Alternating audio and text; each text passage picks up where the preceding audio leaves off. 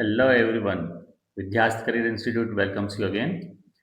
उम्मीद है आप सभी स्वस्थ होंगे, मस्त होंगे।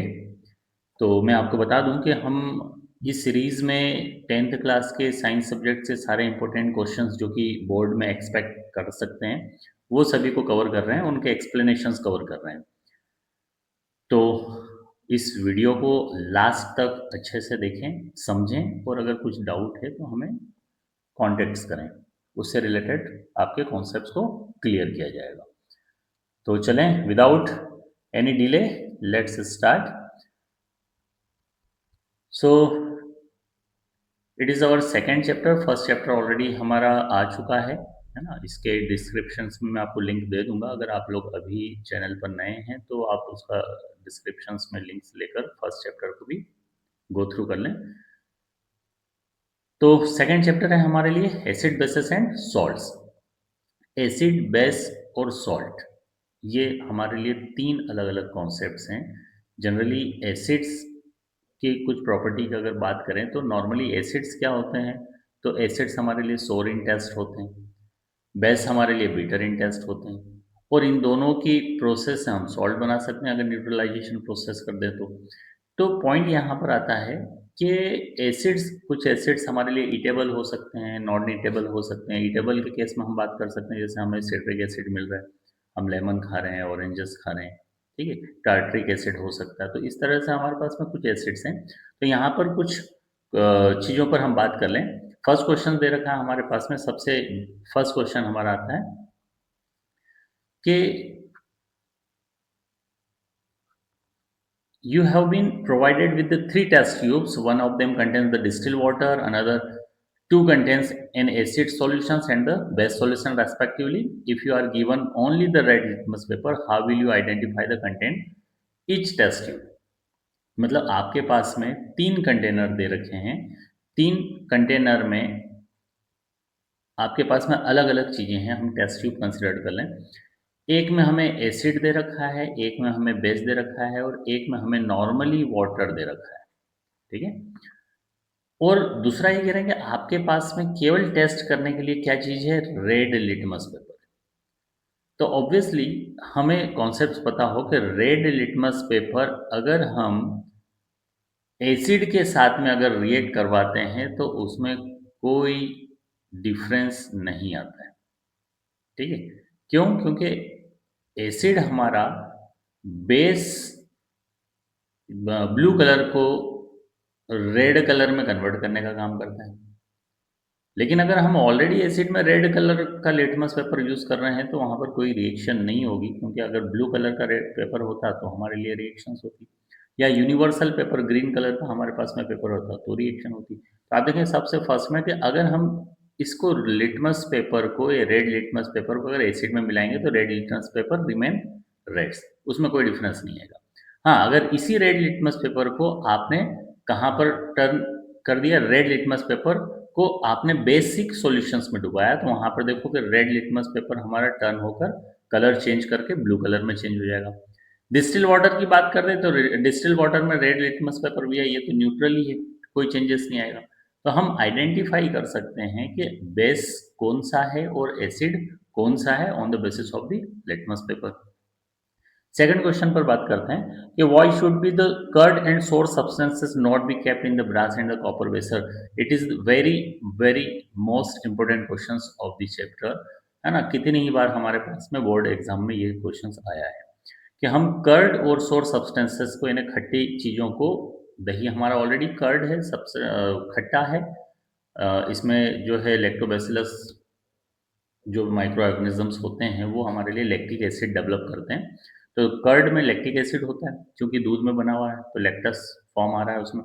तो खट्टी चीज़ें हो गई हमारे लिए, या कर्ड हो गया, कर्ड भी हमारे लिए एसिड है, तो एसिड भी खट्टा ही होता है, सोरिन टेस्ट मैंने आपको बोला ही। तो इन्हें हमें ब्रास या कॉपर वेसल्स में नहीं रखना चाहिए। क्यों? क्योंकि कर्ड और सोर सब्सटेंसेस में क्या होता है, एसिड होता है, और एसिड क्या करेगा कि ब्रास और कॉपर वेसल के साथ में रिएक्ट कर लेगा और टॉक्सिक सॉल्ट बना देगा, जो कि क्या कर सकता है, फूड पॉइजनिंग कर सकता है। बड़ा सिंपल सा आंसर है। इसलिए हमें, we should not keep the curd and the sour substances in the copper and the brass vessels, ठीक है। नेक्स्ट क्वेश्चन पर बात करते हैं। क्वेश्चंस ज़्यादा हैं हमारे पास में और टाइम कम है, इस वजह से हम फटाफट फटाफट सॉल्यूशंस को, आंसर्स को बड़े आसान से समझते चलते हैं। नेक्स्ट है which gas is usually liberated when the acid reacts with the metal. ये भी हमारे लिए चैप्टर का बहुत मोस्ट इंपोर्टेंट, कितनी ही बार आया है ना, बहुत most very very very important question है ये हमारे लिए। Let's start with an example, how will you test for this. ठीक है, तो देखो हाइड्रोजन गैस लिबरेट होगी। सबसे पहली बात, अगर जब भी हम मेटल के साथ में रिएक्ट करते हैं, metal react along with the acid, तो कौन सी गैस लिबरेट करेगा? वो हाइड्रोजन गैस लिबरेट करेगा, ये ध्यान रखेंगे। देखो यहाँ पर हमने बोल दिया मेटल हमने ले लिया जिंक, सल्फ्यूरिक एसिड ले लिया, तो जिंक सल्फेट बना और हाइड्रोजन गैस यहाँ से क्या हो रही है? स्केप हो रही है, रिमूव निकल रही है। तो ये हमें समझ में आना चाहिए।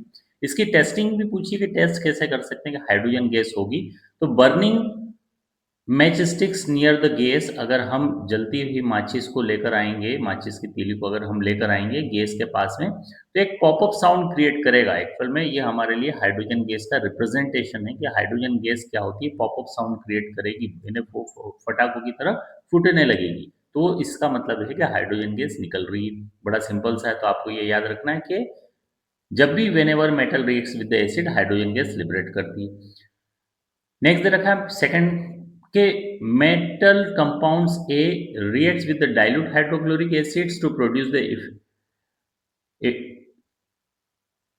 effervescence. The gas evolved extinguish burning candles. Write the balance chemical equations for the reactions if one of the compounds formed in the calcium chloride. ठीक है, आपको यहाँ पर पूछा गया है कि हम कोई से एक ए रिएक्टेंट ले रहे हैं, उसको हम डाइल्यूट हाइड्रोक्लोरिक एसिड के साथ में रिएक्ट करवा रहे हैं। तो आप देखो यहाँ पर हम बोल रहे हैं कि मेटल हमारे पास में जो भी कंपाउंड है, कंपाउंड को मैंने आपको बताया कि कंपाउंड दो तरह से होते हैं।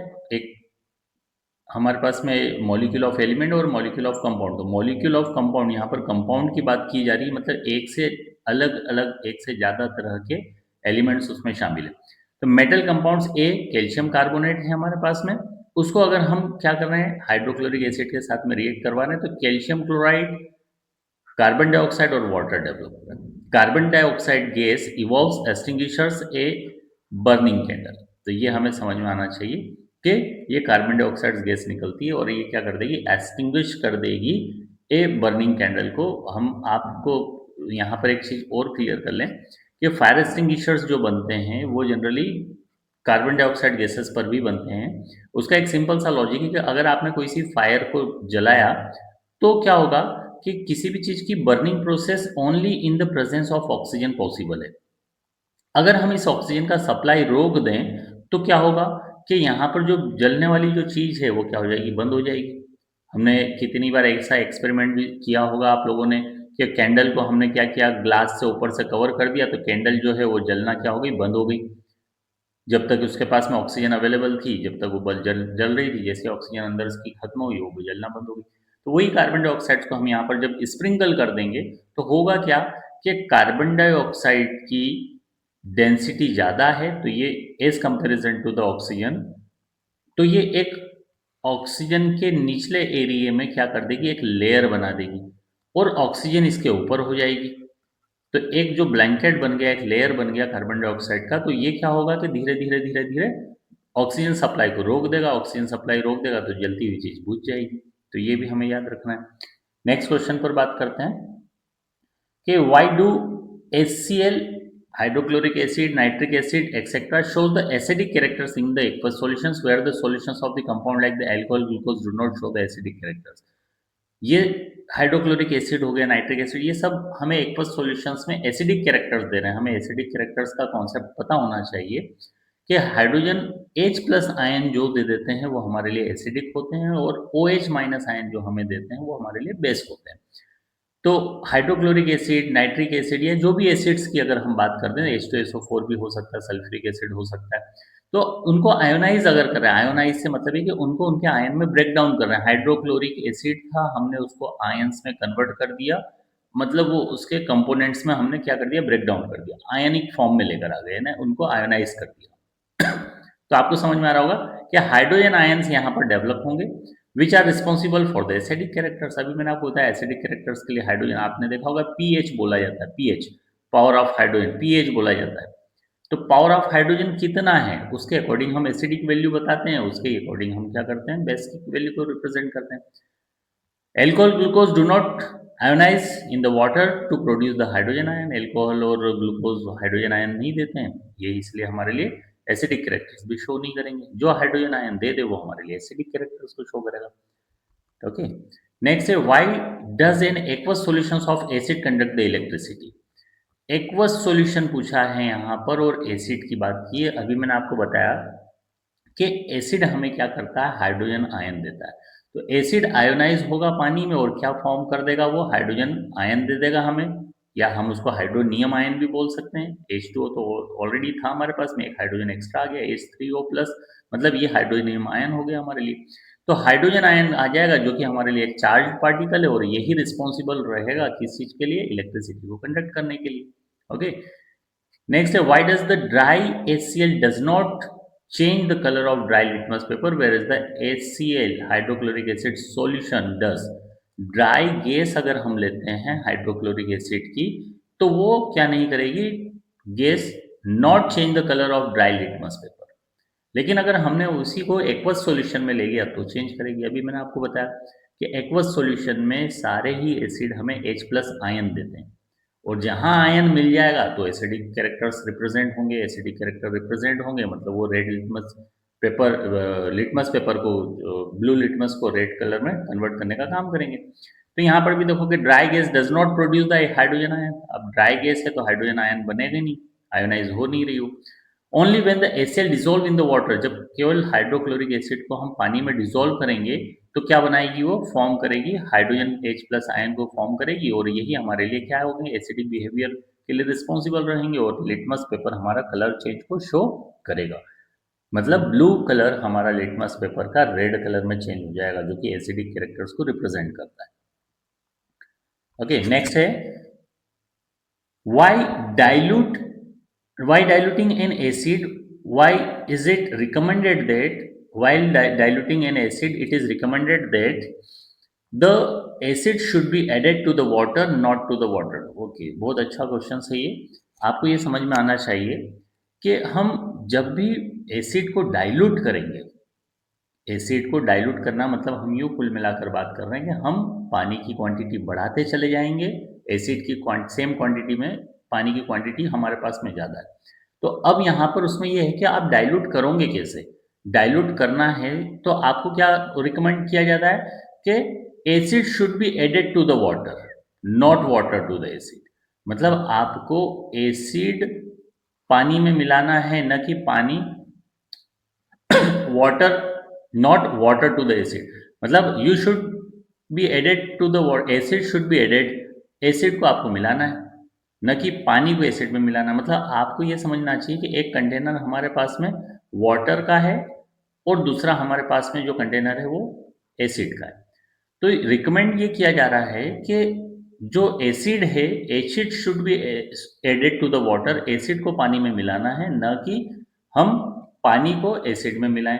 क्योंकि क्वांटिटी अगर ज़्यादा रहेगी एसिड की और हम उसमें पानी मिलाएंगे तो ये एक एक्सोथर्मिक रिएक्शन को रिप्रेजेंट करेगा। HCl को डाइल्यूट कर रहे हैं, एसिड को डाइल्यूट कर रहे हैं तो एक्सोथर्मिक रिएक्शंस होगी, एक huge amount of the energy release होगी। तो हो सकता है कि वो उड़कर वो हमारी बॉडी पर गिर जाए तो ये नुकसान के चांस बन सकते हैं। तो यहाँ पर क्या दे रखा है वो समझते हैं कि mixing of water into the acid is highly, देखो यहाँ पर पॉइंट आ गया highly exothermic.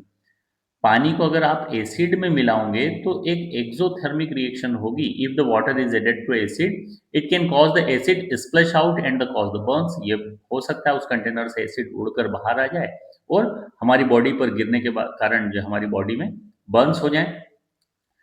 Hence, acid should always be added slowly into the water with the constant stirring। धीरे धीरे हिलाते हुए, इसलिए एसिड को ड्रॉप बाय ड्रॉप धीरे धीरे हमें क्या किया जाना चाहिए, मिक्स किया जाना चाहिए, न कि पानी को एसिड में डालना चाहिए।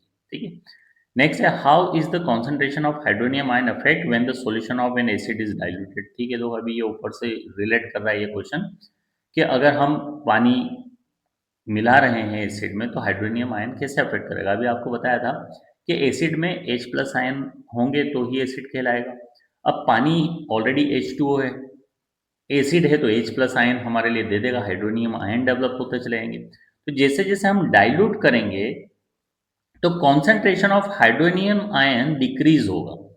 डिक्रीज क्यों हो रहा है? सीधा सा बात है कि हम अमाउंट ऑफ एसिड नहीं बढ़ा रहे हैं, सेम अमाउंट ऑफ एसिड रखा है, लेकिन हम वॉल्यूम ऑफ वाटर को क्या कर रहे हैं? बढ़ा रहे हैं। तो धीरे धीरे वॉल्यूम ऑफ वाटर बढ़ते चल रहा है, हाइड्रोनियम आयन की क्वांटिटी तो हमारे पास में वही है, एसिड तो हमारे बढ़ा नहीं रहे। तो यही रीजन है कि generally concentration of hydronium ion वहां पर क्या होगा? डिक्रीज होगा। इसका जस्ट अपोजिट क्वेश्चन बनता है बेस के लिए। देखो नेक्स्ट क्वेश्चन हमारे लिए वही है कि बेस के लिए वो क्वेश्चन बनता है कि how does the concentration of hydroxide ion, अब आपको पता होना चाहिए बेस जितने भी होते हैं वो OH आयन देते हैं, तो उसको अगर हम पानी में डाइल्यूट करेंगे तो क्या होगा? यहाँ पर OH आयन डिक्रीजेस होने लगेंगे, क्योंकि वाटर की क्वांटिटी हमारे लिए इंक्रीज होती चल रही है। हम यहाँ पर बोल रहे हैं कि वाटर को हम क्या कर रहे हैं? बढ़ा रहे हैं, और दूसरी तरफ हम बोल रहे हैं बेस की क्वांटिटी सेम है, तो यहाँ पर OH आयंस जनरली डिक्रीज होने लगेंगे। ओके, नेक्स्ट क्वेश्चन है और मोस्ट इंपोर्टेंट क्वेश्चन बनता है ये कि which bases are alkalis, give an example. Simple सा कॉन्सेप्ट है कि अगर वाटर सॉल्युबल बेसिस है वो सब हमारे लिए एल्कलाइज है, पानी में डिसॉल्व जिनको किया जा सकता है, वाटर सॉल्युबल बेसिस जितनी भी है वो सारी हमारे लिए क्या? एल्कलाइज है। जैसे सबसे अच्छा एग्जांपल बनता है सोडियम हाइड्रोक्साइड और पोटेशियम हाइड्रोक्साइड का, वाटर में डिसॉल्व होने पर सोडियम Na+ और OH माइनस में ब्रेक डाउन हो जाएगा। In the same way potassium के पॉजिटिव और OH नेगेटिव में ब्रेक डाउन हो जाएंगे। जितनी भी बेस होते हैं वो सब हमें हाइड्रोक्साइड आयन देते हैं, तो हाइड्रोक्साइड आयन हमको मिल रहे हैं तो मतलब वो हमारे लिए बेस देंगे।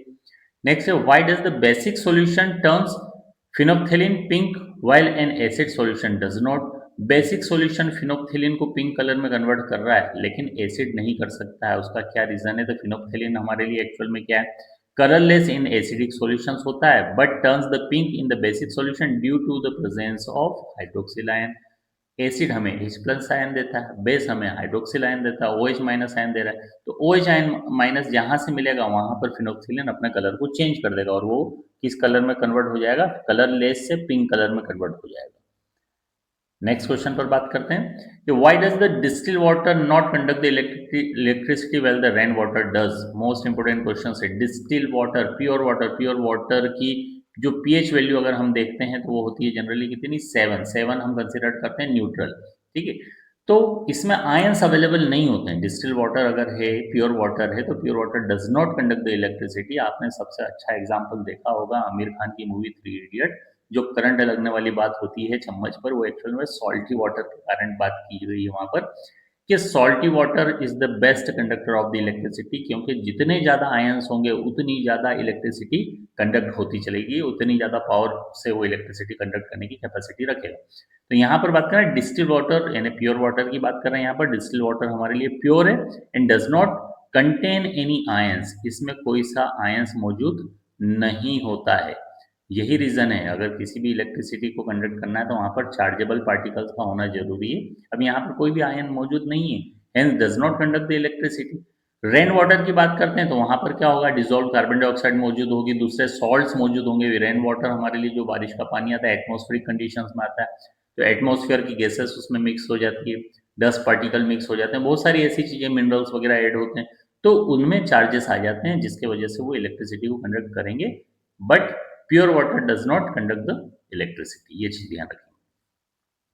नेक्स्ट है what is the neutralisation reaction. बहुत बहुत ज्यादा इंपॉर्टेंट क्वेश्चन है ये हमारे लिए, और ये इसका कॉन्सेप्ट हमको समझना भी जरूरी है, ये कितनी ही बार आई है। न्यूट्रलाइजेशन रिएक्शन किसको बोलते हैं उसके दो एग्जांपल भी पूछे हैं। Reaction in which the acid reacts with the base, बस सिंपल सा है कि एसिड जब बेस से रिएक्ट कर दे तो डेवलपमेंट क्या करेंगे? वो सॉल्ट और वाटर का डेवलपमेंट करेंगे, यही हमारे लिए न्यूट्रलाइजेशन रिएक्शन है। मतलब प्रोडक्ट में हमारे पास में न तो एसिड होगा न ही बेस होगा, एसिड बेस हमारे दोनों रिएक्टेंट में है, दोनों आपस में रिएक्ट कर रहे हैं और वाटर और सॉल्ट को डेवलप कर रहे हैं। जैसे एग्जाम्पल देखो यहाँ पर दे रखा है हाइड्रोक्लोरिक एसिड जो कि सोडियम हाइड्रोक्साइड बेस के साथ में रिएक्ट कर रहा है, तो हाइड्रोक्लोरिक ये एसिड हो गया, ये हमारे लिए बेस हो गया, दोनों आपस में रिएक्ट कर रहे हैं, सोडियम क्लोराइड सॉल्ट बनाया, सॉल्ट और वाटर डेवलप किया।